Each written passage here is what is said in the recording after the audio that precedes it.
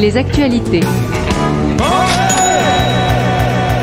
Une véritable cacophonie pour le budget de la France. Les députés ont refusé de valider les comptes publics 2023. Ils n'étaient pas d'accord, alors que le vote de destitution, ils n'étaient pas d'accord non plus, mais cette fois pour voter. Et là, les comptes publics étaient d'accord pour ne pas les valider, en fait. Il faut savoir que le budget 2023 est qualifié de fallacieux. Fallacieux, ça veut dire trompeur et illusoire. On va rappeler que 100 milliards d'euros se sont évaporés de ce budget, qu'on ne sait pas où ils sont, même si je pense qu'ils n'ont pas été perdus pour tout le monde. 100 milliards, c'est une somme. Alors, pour rappel, le nouveau budget qui arrive, nous allons être taxés sur l'électricité, le gaz, les voitures, moins d'argent pour la justice, les hôpitaux, les handicapés, moins de chèques énergie qui seront plus envoyés automatiquement, une hausse de l'impôt sur le revenu, un effort demandé aux entrepreneurs. Bah oui, les vilains, c'est forcément eux, on se doute bien, tout le monde avait pensé à l'avance celui-là, pour tenter de récupérer 60 milliards. Attendez, il y a 100 milliards qui ont disparu. Moi, je répète, 100 milliards d'euros ont disparu de la comptabilité de la France et personne ne sait où ils sont. Et l'ancien ministre Bruno Le Maire, il s'est barré en Suisse et il répond pas aux questions. Pierre Lacour, là, est-ce que c'est vraiment aux entrepreneurs, aux entreprises de compenser les trucs de ce genre, en fait? Est-ce que c'est à nous de payer? Alors,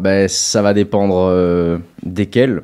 Quelles entreprises? Parce que si on parle des PME, moi je dirais non, clairement pas. Par contre, il y a certaines grandes entreprises qui, je pense, oui, pourraient peut-être mettre la main à la pâte, qui ont beaucoup plus de moyens et de pouvoir. Mais ça, après, bon, comme on l'a dit, c'est un peu fallacieux et on ne sait pas trop où part cet argent et on ne sait pas trop si ces grandes entreprises seraient prêtes aussi à aider. Un système qui est aussi un peu... on ne sait pas trop, en fait, ce qui se passe. On ne comprend pas très bien, parce que ces grosses entreprises, est-ce que vraiment elles sont en France? Où est-ce qu'elles sont? Elles commercent avec nous, on les voit, mais elles peuvent embaucher des gens pour s'occuper de tout ça. Est-ce que vraiment elles vont...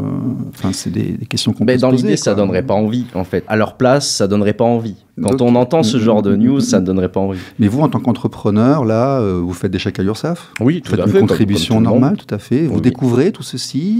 Vos parents étaient entrepreneurs ou vous découvrez ce système-là? Moi, je suis issu d'une famille d'agriculteurs, donc on peut dire qu'il y a eu un peu d'entrepreneuriat à l'époque. Donc vous savez ce que c'est que de remplir des papiers? Mais quand même, même si c'est vrai que c'est une gestion, on apprend tout ça un peu sur le tas quand on se lance, mais...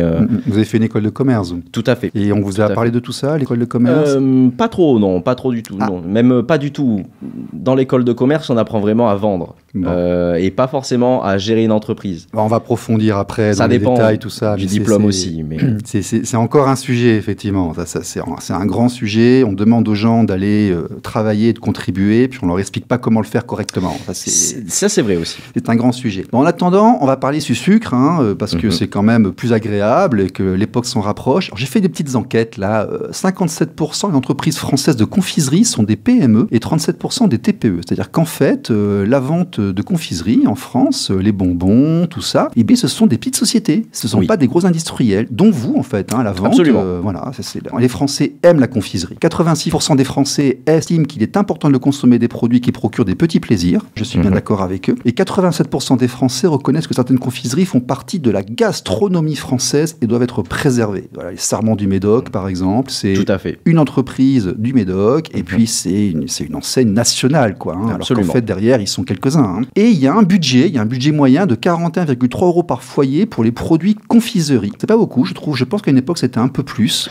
Par an, vous voulez dire? Il me semble, oui. Ça va, oui. Alors, moi, je dirais que c'est une moyenne qui est assez vraie en soi. Bien sûr, ça va dépendre parce que si on a des enfants ou pas, peut-être. Voilà, il y a le côté enfant, mais il y a aussi le côté gourmandise. Oui, bien sûr. Et ça, on a tous un degré de gourmandise assez différent. Moi, je le vois avec mon métier. Et oui, dans l'idée, je dirais que c'est à peu près ça. Mais faut avoir. Avec des grands cycles, notamment près de 70% du chocolat est vendu en grande surface.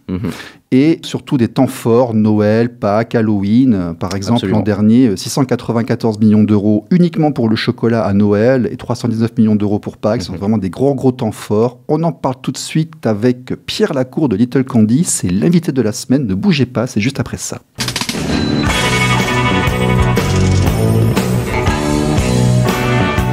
L'invité de la semaine. Pierre Lacour de Little